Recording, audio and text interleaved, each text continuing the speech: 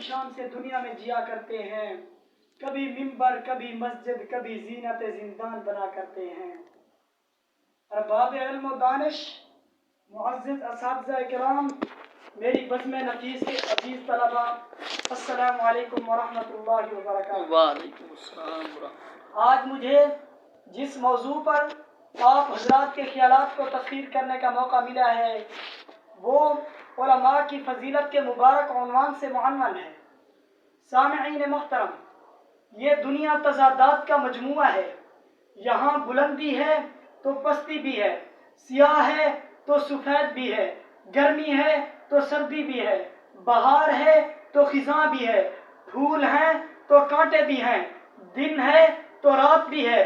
سنگ ہے تو موم بھی ہے، صدق ہے تو کذب بھی ہے، مومن ہیں تو کافر بھی ہیں،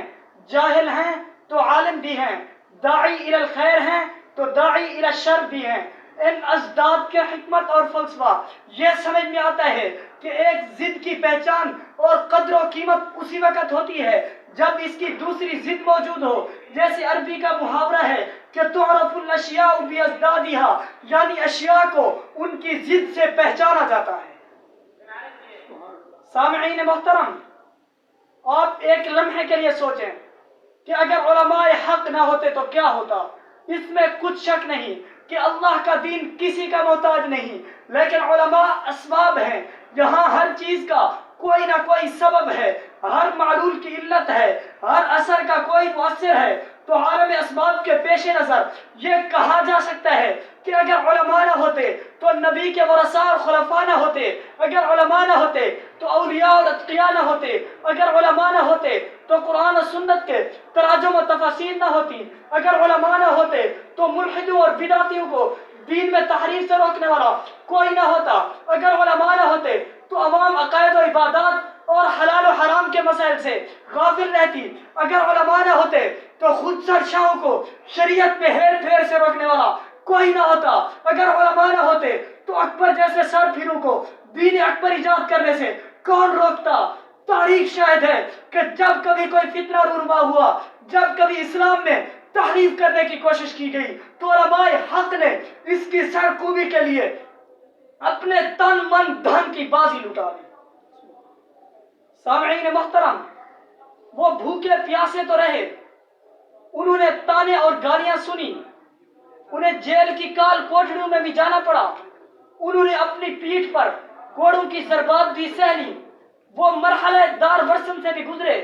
انہوں نے اپنے اعضاء اور گردنیں کٹوانا بھی منظور کر لی، لیکن انہوں نے کسی ملحد اور بے دین کو، کسی جابر اور ظالم حکمران کو شریعت کے کسی ادنا سے ادنا حکم کی بھی تحریف کی اجازت نہ دی۔ سامعین محترم، توجہ توجہ توجہ، میں علماء حق کے تاریخی کردار کی بنا پر ڈنکے کی چوٹ پر کہتا ہوں کہ علماء حق نبی کریم صلی اللہ علیہ وسلم کی وراثت کا نام ہے، صحابہ کی خلافت کا نام ہے، پیام نبوت کا نام ہے، خدا کے دین کی خلافت کا نام ہے، صداقت و حقانیت کا نام ہے، ناموس رسالت اور ناموس صحابہ کی حفاظت کا نام ہے، سعید بن جبیر کی عظیمت کا نام ہے، احمد بن حنبل کی استقامت کا نام ہے، امام ابن تیمیہ کی جرأت کا نام ہے، مجدد الافسانی کی جہد مسلسل کا نام ہے، شاہ ولی اللہ کی بصیرت کا نام ہے، سید احمد شہید اور سید اسماعیل شہید کی شہادت کا نام ہے، قاسم نانوتوی کی علم و حکمت کا نام ہے،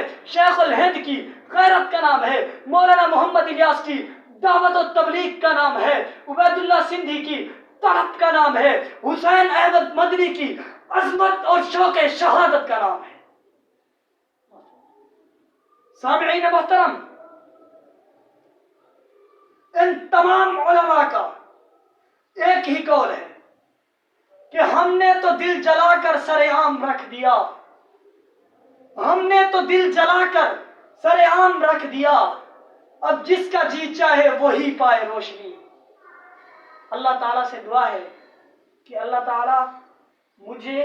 اور آپ سب حضرات کو ان علماء اکرام کی کے نقش قدم پر چلنے کی توفیق نصیب فرمائے۔ وآخر دعوانا الحمدللہ رب العالمین۔ یہاں پر اس سے جب ایسا آپ رکھیں۔